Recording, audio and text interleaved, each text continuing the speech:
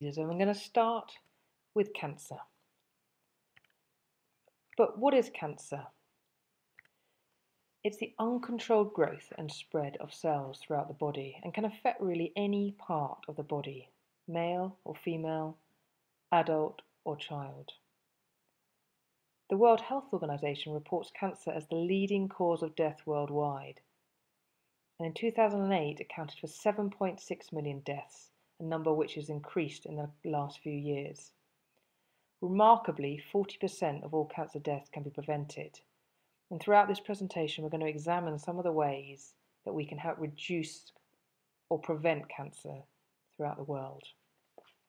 On the next slide, you'll see an animation which just details briefly about how a cancer cell develops, takes hold, and progresses throughout the body. And this animation shows what happens in a tumor. There are cells which are dividing abnormally. We'll see how in a few minutes. They keep dividing at the expense of the normal cells that surround them. And in 3 dimensions, once they divide enough, they start to pop out. You can begin to see them with your naked eye, not just under a microscope. And then they recruit blood vessels. They need to recruit blood vessels in order to grow to a size that's greater than just 1/10 of an inch in diameter. The blood vessels supply oxygen and nutrients. And the last stage is the metastatic stage. That blue cell in the middle represents a metastatic cell that has come from the primary tumor, invaded into the blood vessel, and now can also get out of the blood vessel, invade another tissue, and form new cells there.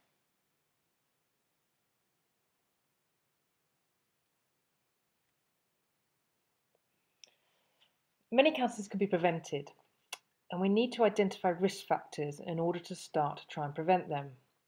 Common risk factors are those such as tobacco smoke, unhealthy diet, poor physical activity, and excessive and often then harmful use of alcohol.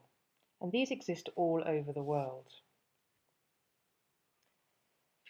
The commonest cancers and those that cause the majority of deaths are those related to the lung, breast, colorectal, which is the gastrointestinal tract, stomach, and prostate cancers. Cervical cancer is also one of the leading causes of deaths in young women, particularly in African regions. If we examine and explore this map, sourced from the Global Status Report on Non-Communicable Diseases 2010 WHO, we can see that the most frequently diagnosed cancers in males was liver and prostate. A large proportion of Eastern Europe was lung cancer, most likely related to tobacco smoking. If we compare this to those cancers most frequently diagnosed in females, we can see that breast cancer is the predominant, really all over the world. However, there are peaks of cervical and uterine cancer in parts of Africa.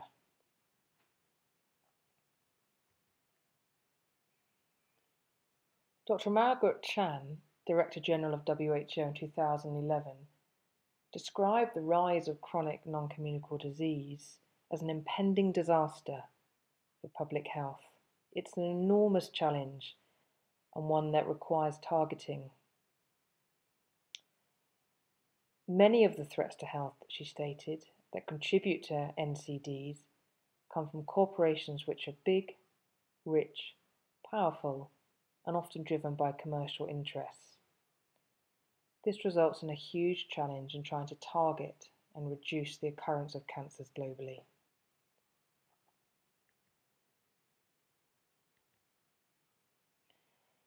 So how can we start to reduce the burden of cancer around the world? Like any illness, like any trauma, like any disease, it's multifactorial, and there's both simple and more complex measures that can be used. Each of these methods is regional dependent, community dependent, culturally dependent, and language dependent often, and it needs to be adapted to the environment and the population that are being targeted. Examples include improving knowledge and education, starts from school age, allowing people to understand cancer, to understand the link between certain risk factors such as tobacco smoking and the development of lung cancers. Implementing evidence-based strategies for cancer prevention. It is key, if you are implementing measures such as this, to make it regional and community relevant. And one strategy in an urbanized, developed city may not work for a less economically developed rural community.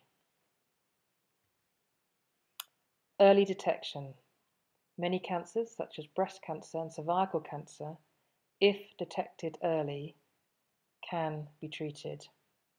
But we need to be able to identify symptoms and signs, and hence educate the population about identifying symptoms and signs at an early stage so that individuals can seek treatment and hopefully be successfully treated for these cancers. Early management and access to resources. This is key.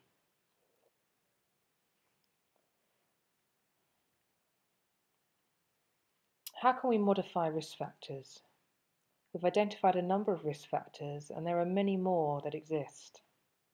There are simple measures to try and reduce risk factors, but as mentioned before, many are multifactorial. Aiming to reduce tobacco use. This causes approximately 22% of global cancer deaths, but about 80% of those deaths related to lung cancers.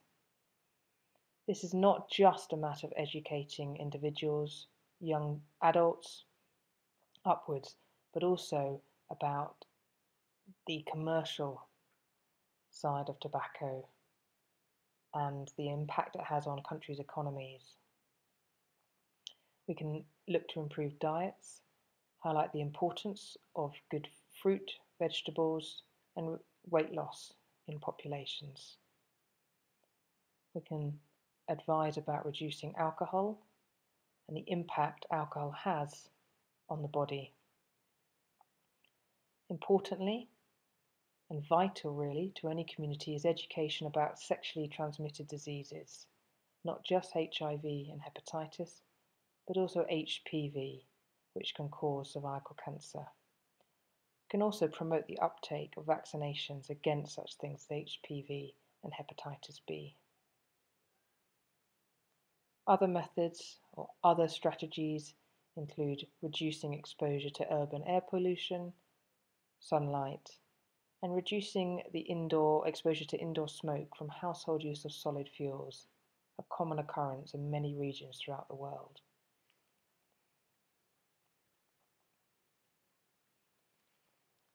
What are our treatments and strategies? Well, we spoke of prevention. We identified that up to 40% of cancer deaths can be reduced. We need to educate populations. We need to implement strategies relevant to the community affected.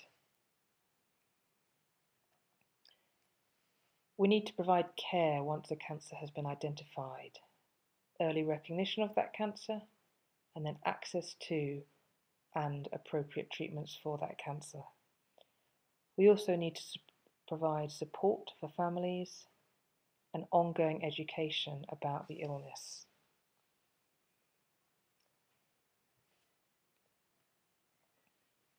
Manage. We need to provide information on cancer burdens for strengthening the evidence-based policies. We can assist countries to plan, implement, and measure the success of their programs and strategies to try and reduce cancer deaths. We need to identify challenges and direct resources towards effective cancer prevention and control activities. And cure. Through early detection, screening, and adequate treatment, many cancers can be cured. We need to help countries identify these and target resources to improve such things as early detection and access to correct treatments.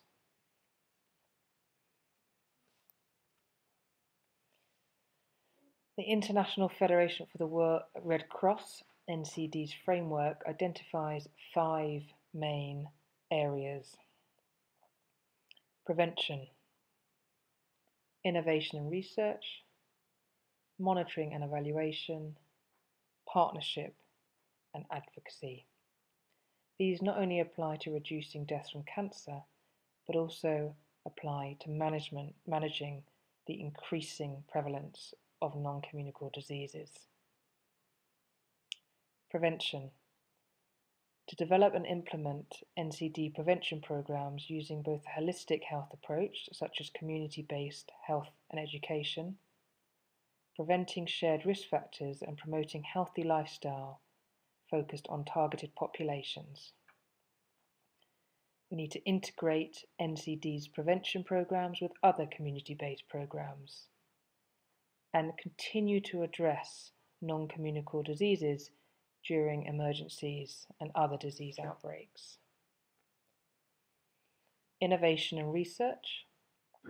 We need to identify and test different innovative evidence-based approaches in addressing non-communicable diseases through new technologies, virtual working groups, social media, youth networks, and young people groups. We need to develop and test prevention tools which can be adapted and used in different settings of community-based prevention, such as rural, urban, amongst migrant workers, in different workplaces, and in different locations. We need to conduct operational research to test and refine our approach to ensure the best results in behavioural changes. And we need to observe those changes and modify the approach accordingly. Monitoring and evaluation. We need to develop simple planning, monitoring, evaluation and reporting tools which can be adapted and used at the community level to ensure high quality of implementation. Partnership. To coordinate and link with Ministries of Health, World Health Organization, and other main organizations, stakeholders, academics, and associations at global, regional, and national levels, and develop partnership agreements with the private sector, foundations, and main donors to support implementation of NCD programs and prevention strategies at global, regional, and national levels. And finally, advocacy. We need to advocate at the global, regional, and national levels to raise the priority and the understanding of the impact of non-communicable diseases and the need for prevention. We need to advocate at the national level to adapt national policies on NCD's prevention and control.